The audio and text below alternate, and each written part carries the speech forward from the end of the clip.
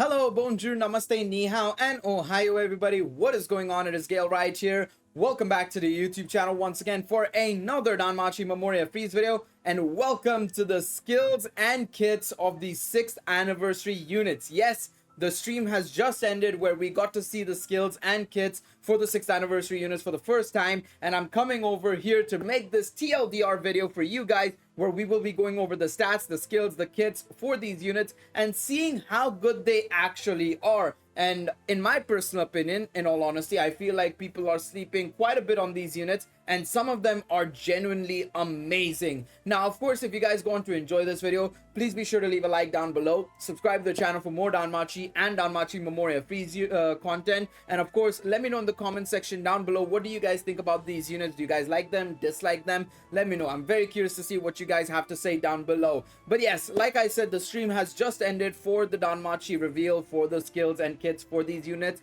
and we actually did a live stream, so you can go and check out if you want to see our live reaction to them unveiling the kits and everything. And also on top of that, I would like to add that we will be streaming the summons later tonight when they do go live at around 11 a.m. JST. Of course, that's Japan time, 3 a.m. BST if you live in Britain, and of course if you live in the US East Coast, that will be around 10 p.m. Eastern. I think time zones are a little bit hard, but 11 a.m. JST, convert it for yourselves and you'll figure out when it is going live for you guys. But let's get into it. Let's talk about these units, and let's start off with Eyes. Eyes is a very interesting unit. As you can see by her stats and her typing, she is a dark magic type unit. Of course, her stats look very interesting. Of course, 2134 magic, 885 agility, and 1037 dexterity. Very interesting stat spread, focused towards dexterity. We'll have to look at her kit to dissect exactly why she's built the way she is. So if you take a look at her special arts, right, it's an AoE ultra dark magic attack with temporary grade magic boost and inflicts seal and stun and removes all status buffs and STR magic agility, endurance, dexterity, and MRes minus 60% for 4 turns. It's a nice special arts. I wouldn't say it's anything game changing or revolutionary. She doesn't have any damage boost or anything per, let's say, per magic buff or anything of that sort. It's a very straightforward temporary grade magic boost. It inflicts seal and stun and it debuffs the enemies while also removing all status buff from foes. It's a good PvP special arts, I would say, more so than being a good PvE special arts, but it should still hold its own when it comes to PvE content. But I would say definitely if you're going into war games or Telskira Abyss, this special arts would be very nice to use, depending on if the AI ends up using it, to be quite honest. Alright, let's look at our first skill. This is where things will get very interesting. 91 MP, foes removes magic, agility, dexterity, dark res buffs, and self removes status debuffs, and self 70% HP regen for 6 turns, and adds 4 additional actions of foes high dark magic attack with ultra and god rate, skill damage plus 70% per self HP regen buff, and 30% HP steal. Now, this is a very interesting ability because at its core, the first part of the skill is immense, right? The ability to remove magic, agility, dexterity, dark res buffs on foes, and then also removing any status debuffs on herself is very nice, right? However, you have to remember that this is a buff ability, which means that in comparison to everything else, right? And when I say everything else, any normal speed attack or any slow attack, this will go first. It's only going to go slower compared to fast abilities, but otherwise this will be the first thing to go, in all honesty. So the problem with this is that a lot of units end up going after her, so she's going to remove non-existent buffs is the problem, right? And that's the issue I'm having with her a little bit with this first skill. But if she does her second skill first and then does her first skill, I think she could be a very interesting option, to say the least. That being said, though, the rest of her kit looks very interesting. 70% HP regen for 6 turns, and on top of that, the ability to do AoE magic attack with 70% more damage per HP regen buff and 30% HP steal is very, very nice. She's going to recover a lot of HP consistently if she can stick around, of course, if she's able to maintain her position on the field. Her second skill, 72 MP, is an AoE super dark magic attack with ultra on counter rate and temporary magic boost and magic agility, dark dexterity, dark res minus 40% for 4 turns, and self magic agility, dexterity, dark attack damage plus 70% for 4 turns.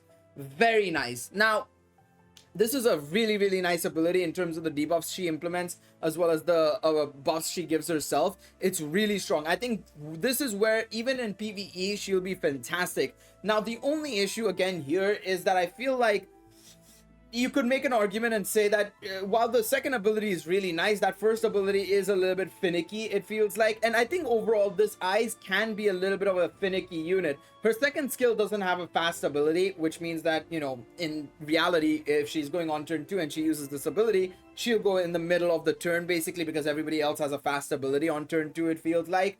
And the other thing is what I mentioned earlier on with the first skill, is that what is exactly her removal, right? She might remove 1 or 2 units buffs, but like, come on.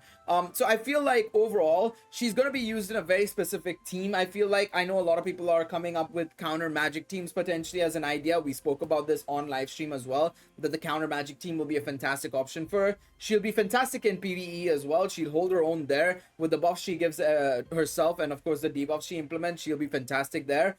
So but yeah, I feel like she's gonna be a very finicky unit. It feels like definitely S tier unit if used in the right position, but most likely a high A unit otherwise, I would say. Still though, very solid, I would say. Very solid nonetheless. S356 MP is a single target super dark magic attack with Ultra on God Rate, skill damage plus 70% per self HP regen buff and 30% HP steal. Very interesting over there, right, in terms of her abilities and everything. Let me just change this because I just realized her passives were a little bit wrong by yours truly. Oh, by the way, I should also mention that big shout outs to Jossie for helping translate all of this stuff. I did most of it live. But he was in the Danmachi Discord, the main Danmachi Reddit Discord, and he was doing it live for those guys in chat, of course, there. And he was doing it slowly but surely. I was doing it runningly because I was trying to keep up with all the slides they were going through, basically. But yes, I think overall, she's a solid unit, but probably nothing amazing yet, of course, right? There might be units that'll come out in part 2 and part 3 that will make her much better, and I think there are units that exist right now that will help enable her a lot more. But I feel like right now the main thing is you would need to be a little bit of a whale, in the sense of you should have summoned on some things recently, such as the Dark Reveria that came out with the counter ability, the Cassandra from the anime gacha that also has a counter magic ability, right? I think those units would have definitely helped you know, her massively. So again, it's, I think, going to be something you'll see in the top ranks, mainly because a lot of those people actually have those units to make this thing run and work,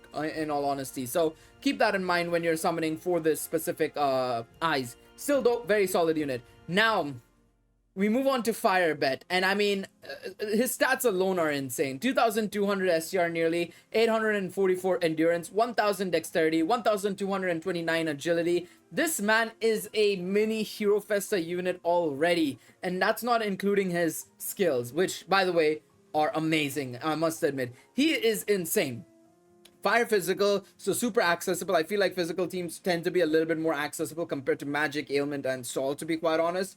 But also just the stats alone are really strong. And if we go over to his skills, you'll tell why he's so accessible. So his special arts is a AoE ultra fire physical attack with ultra penetration rate, skill damage plus 50% per self crit rate and counter rate buff, and allies crit rate, counter rate, and fire attack damage plus 100% for 3 turns. So he gets 200% damage if you have crit rate and counter rate buffs from both adventures and assists, right? You get up to a maximum of 200% there. And then furthermore, he gives allies crit rate, counter rate, and fire attack damage plus 100% for 3 turns.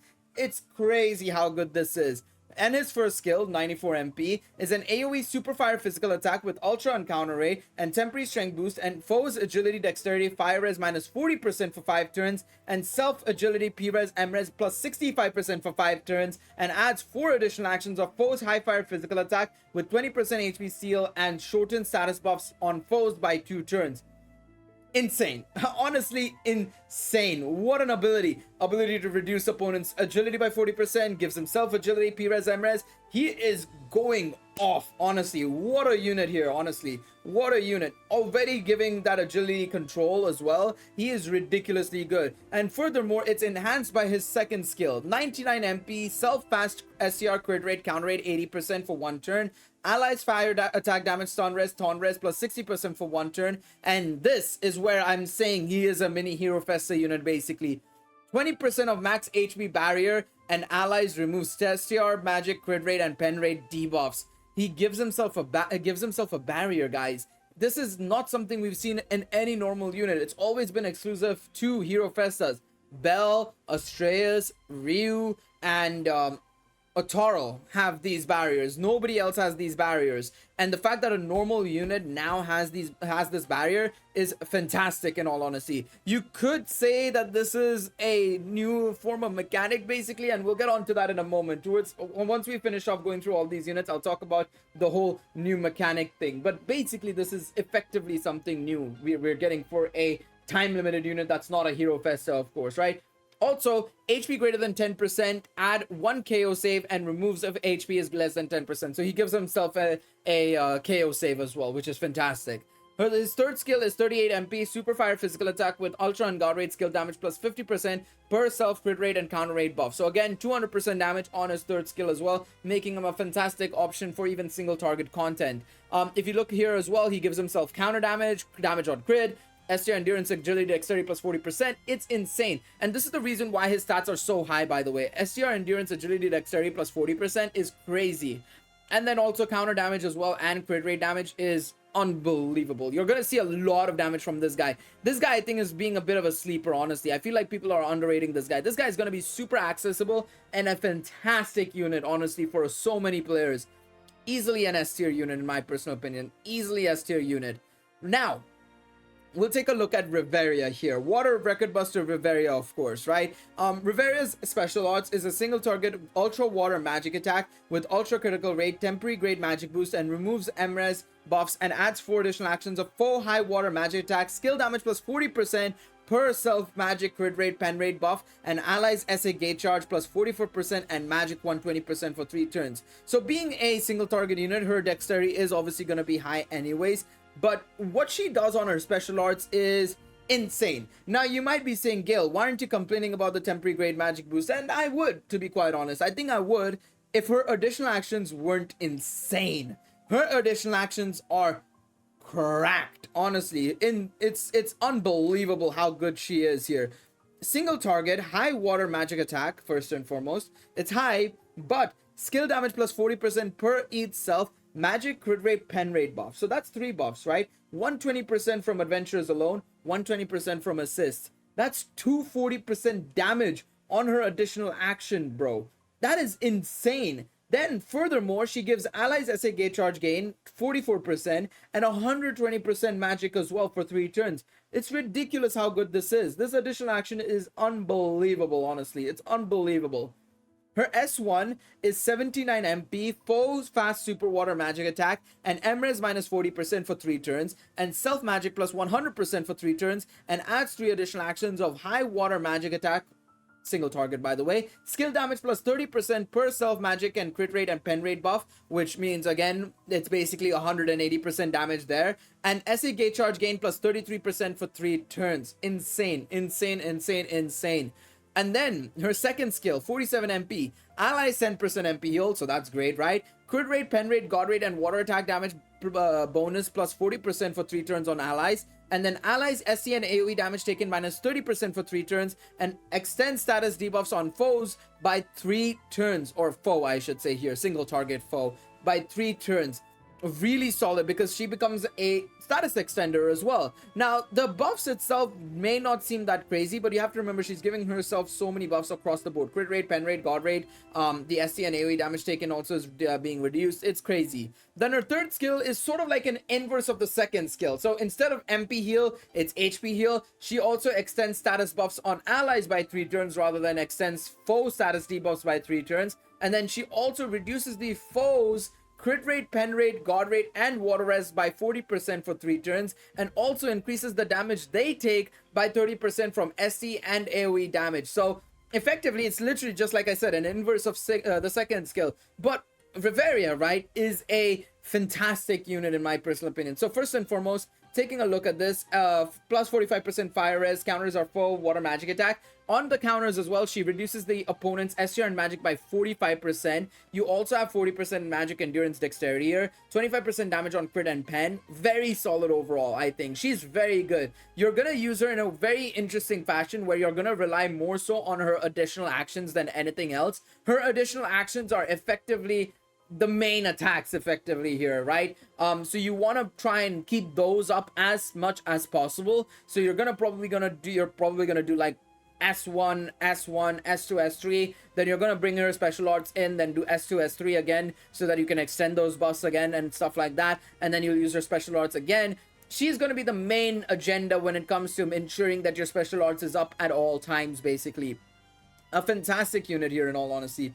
A brilliant, and a very interesting single target record buster unit, you know, because it may seem like she's a bit wonky to use, but I think she might end up becoming extremely fun and very different to use compared to the usual, oh, ooga booga, turn one, go buff, and then single target, single target, single target, single target, single target again and again and again and again, and so on and so forth. I feel like you're going to play her a little bit differently in comparison to those units, in my personal opinion. Definitely very nice. Now, before we get into the assists, because these were the only adventures we're getting, if I had to rate these units, I would put Bet at number 1, Reveria at number 2, and Eyes at number 3. And I know a lot of people are disappointed that there are no new mechanics for these adventures, and a lot of people have been saying that, oh, they're bad, oh, well, they're not that good and everything. First and foremost, I think you're sleeping on some of these units. Bet and Reveria are very strong units, in my personal opinion. I understand people are disappointed that there's no new mechanic, but I feel like it's possible that they're saving up the new mechanic for the Hero Festa potentially, right? So we'll have to wait and see on that front. But you can't also argue that this is the first time, remember, we're getting a unit with a barrier on a non-time or non-Hero Festa unit, right? This means something here, man. This definitely means something. And I know a lot of people are also disappointed with Eyes, but remember, we'll most likely get a second Eyes sometime during this anniversary, let's be real. And the second thing is with this Eyes as well, is that she is still very good. It's just that she's gonna be very specific on certain teams, and I feel like that's what's gonna be a bit of a problem. Like I mentioned on stream, it's sort of like Allen, right? Is if you put him on the right team, he's the GOAT, basically, you could argue, right? He's up there. But then if you put her on the team where she doesn't operate, and I think a lot of players will do that, you're gonna run into a situation where she's gonna be like a fraud, basically, and I think that's a bit of a problem. So what I might do in the future is I'll see if I can maybe make a team on her best teams. Possibly I'll talk to some people and see what they say. But yeah, I mean, that's my personal opinion on the adventures. Let's take a look at the assists, and let's take a look at Loki first and foremost, our summonable assist alongside Eyes. Loki adds 1 physical, 1 magic null, and SA gate charge gain plus 33%, and counter rate and guard rate plus 25%. Now, this is very funny because it's a very interesting assist. So she has dexterity 616 as well, and from the looks of things, it looks like they've merged basically a PvE assist skill and a PvP assist skill together and called it a day there, right? Well, it's a little bit more interesting than that, because it may seem like that, and it may seem like, well, where would you use her, right? She's okay for PvP, but there are better null physical and magical assists, and you could use her in PvE, but Ali is better, for example, right? Well, the thing is, you'll use her in PvP, but you'll use her on a stall team, right? A stall team is where she'll shine a lot, and in my personal opinion, a lot more people will probably use her on stall than even Estrella, because remember, SA gate charge gain will be fantastic for the stall team, and furthermore, guard rate and counter rate is also very handy. So you're gonna see her being used over Estrella on those stall teams. It feels like with all 4 of these units, right, they tried targeting something different, right? For Eyes, it was like magic team. She has to go on a magic team. Bet, primarily physical teams.